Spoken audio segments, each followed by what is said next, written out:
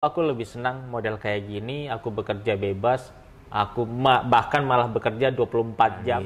Jangan takut untuk keluar dari zona nyaman ya. Menurutku.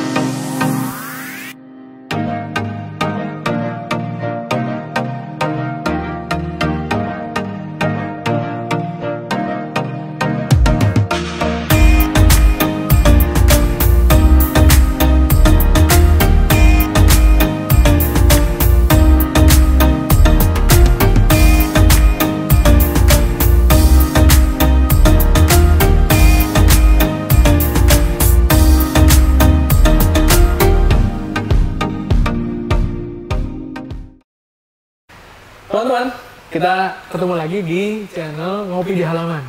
Kali ini kita akan ngobrol-ngobrol tentang dunia freelance sama Mas Ulet Ivan Sasti. Halo. Sekarang saya ada di Jogja. Saya lupa memperkenalkan diri lagi. Saya Berto Wedotama, host yang akan memandu acara ini. Kita sekarang ada di Jogja. Kita ada di Omah Pitu Homestay. Oke, kita lanjut ya. Oke, Mas Ulet, tadi kita ngelanjutin ngomong soal dunia freelancer itu gimana caranya supaya kita bisa tetap eksis. Apalagi sekarang banyak banget persaingan dari yang masih ada sekarang, apalagi yang baru kuliah dunia fotografi, fotojurnalistik.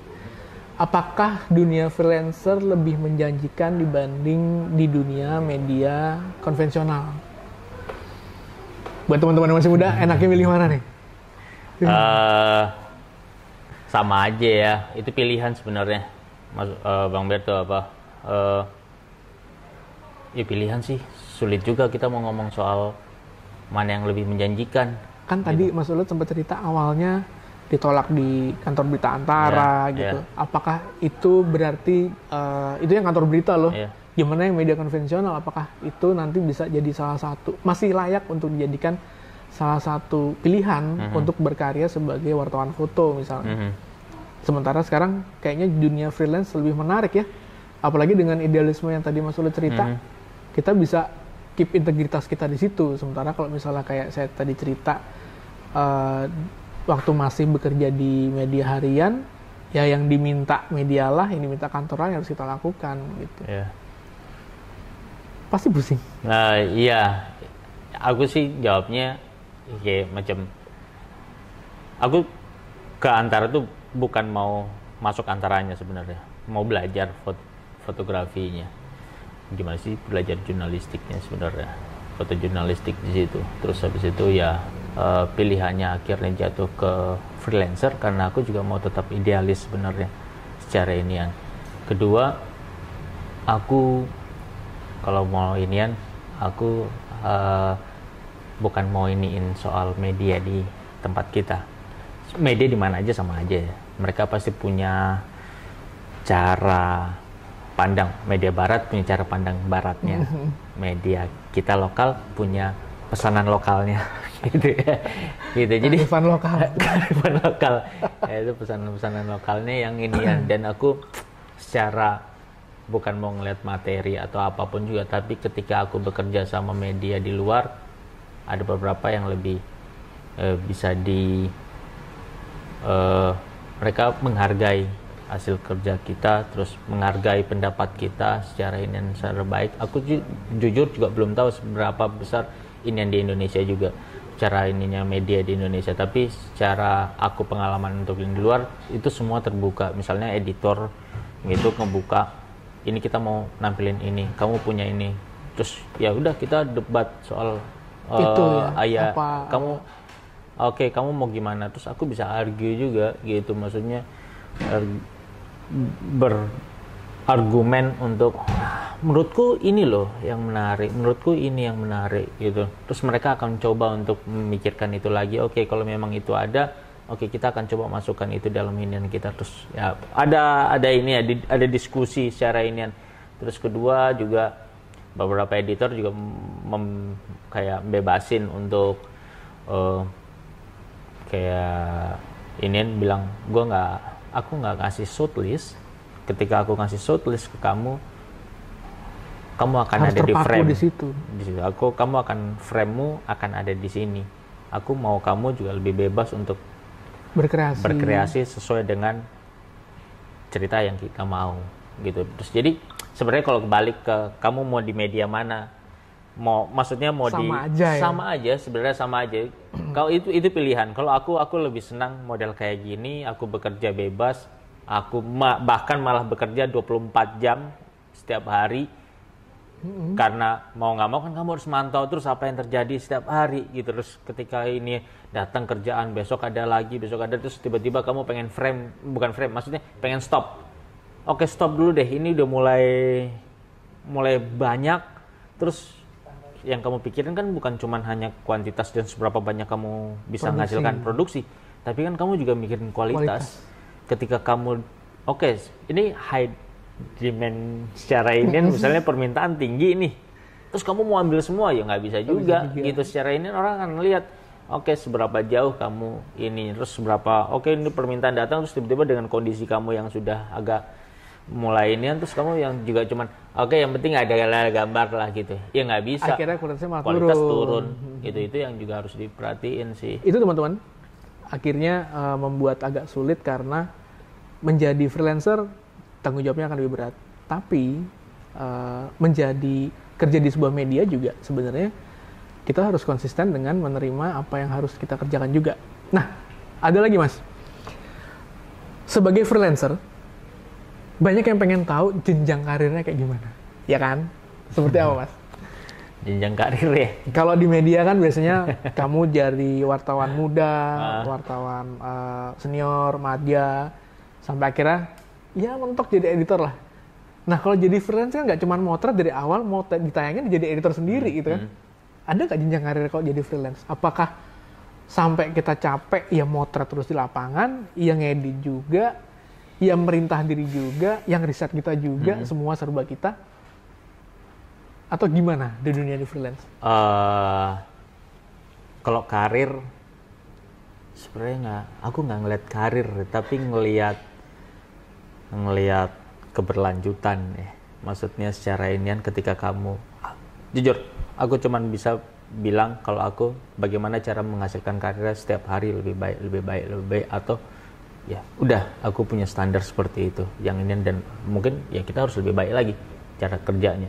Karena sebenarnya bukan karir secara, kalau tadi kan jabatan nih, secara jenjang jabatan kamu dapat ini, dan remunerasinya jelas. Otomatis kan secara ini juga fee-mu secara ini kan juga bertambah ketika kamu dapat ini. Kalau di freelance itu kayaknya kamu memang ya udah, kalau kamu mau jadi fotografer secara ini ya kayaknya profesional di situ doang gitu. Jangan mikirin THR doang. Iya. Betul. jadi ya nggak, iya kamu udah sampai sekarang kayaknya nggak ada titel lain selain itu deh. Aku ya titelnya ya udah fotografer aja. Mungkin next misalnya kamu mau nyoba sebagai editor foto, mungkin ya ada yang menawarkan itu jadi sebagai editor, mungkin bisa kamu naik jadi fotografer / editor foto atau apa yang kamu bisa iniin. Tapi kalau misalnya ini sih secara jenjang nggak ini. Ya aku enak seperti ini deh. Aku kayaknya ya fotografer. Enjoy seperti ini. Oke teman-teman, ini kesimpulan dari perbincangan hari ini adalah menjadi freelance itu akan selalu ada, sama seperti saat kita memutuskan menjadi wartawan foto. Bedanya adalah saat menjadi freelancer itu tanggung jawabnya jauh lebih besar, di mana kita harus memulai segalanya, mulai dari riset sampai foto tayang itu dikerjakan sendiri. Kita juga jadi bos sendiri. Justru itu enaknya kita bisa memilih mana yang sesuai dengan integritas dan apa yang kita inginkan untuk menjadi sebuah kreativitas. Sementara kalau kita bekerja di sebuah media konvensional, kita sudah jelas jenjang karirnya, gajinya juga bulanan ada, tapi sekali lagi duit bukan segalanya. Justru saat menjadi freelance kita bisa memenuhi keinginan kita untuk lebih berkarya dan bebas mendapatkan segala sesuatu. Oke, Betul. Ada pesan-pesan terakhir Mas Ulet buat teman-teman pewarta foto muda? Apa ya? Kalau menurutku sih jangan jangan takut untuk keluar dari zona nyaman ya. Menurutku kalau yang belum pernah berada di zona nyaman, apakah sebaiknya jangan merasa? Jangan jadi freelancer berat gitu. Ini saingan banyak ya. Saingan banyak. Ya. Nggak, tapi banyak potensi muda. Anak-anak sekarang banyak banget. Aku ngeliat kayak contoh aku gay. Mulai nih kerasa udah mulai ada yang nyodok-nyodok dari bawah gitu kan. Wah, ini udah mulai nih gitu. Tapi menurutku persaingan kayak gini atau semakin banyak juga semakin menarik. Maksudnya kita juga semakin tertantang untuk berinovasi terus setiap hari gitu loh. Berinovasi nih ya aku juga harus menghasilkan karya juga yang lebih baik tiap harinya. Yes, betul. Karena kalau nggak begitu, ya kita nggak ngerti lagi besok mau bikin apa, mau apa. Karena jadi freelancer bener-bener kita yang harus mencari konsepnya, mencari kreativitasnya, bahkan liputan di mana, nyusun step-step awal segala macam. Itu jadi freelancer. Betul. Tantangannya lebih gede. Dan gue rasa teman-teman muda lebih senang tantangan. Iya, gitu. Ya, itu inian ya. Maksudnya ya balik ke kita mau seperti apa, semakin kamu banyak di lapangan, kamu semakin tahu sebenarnya apa yang harus kamu lakuin untuk karirmu, untuk karir, bukan ngomong karir tadi jenjang ini, tapi karir secara sampai sejauh mana fotografi atau dunia fotografimu. Intinya adalah kamu punya, kalau aku punya tujuan itu aja, aku mau jadi fotografer, jurnalis, fotografer, inian, aku punya misi untuk bagaimana membuat sesuatu bisa lebih baik. Ya memang kayaknya gede banget tuh. Berat banget. Tapi yang kecil aja deh. Kamu bisa nunjukin apa ke orang. Kamu bisa ngasih tahu bahwa apa yang terjadi. Atau kamu bisa akhirnya orang itu jadi paham. Tahu ada apa. Itu udah. Dan bahkan bisa membantu orang yang di dalam frame-mu itu. Terus, itu sebuah kebahagiaan. Itu nggak terbayar sama uang yang kamu sekian dapat, sekian nggak. Tapi ketika kamu ngelihat sesuatu yang berubah dari hal yang kamu ambil gambarnya atau yang kamu publish gitu, terus semua berubah, ada kebaikan untuk mereka, itu kayak ya gitu ya. Lepas segala bebannya. Iya. Itu teman-teman. Jadi kembali ke diri kita sendiri. Kita mau jadi apa? Foto kita mau dikenal seperti apa, ya kita yang harus berusaha terus. Intinya adalah the man behind the camera. Terima kasih banyak Mas Ulet. Jangan lupa teman-teman like and subscribe channel Ngopi di Halaman. Terima kasih banyak. Sampai jumpa. Sama-sama.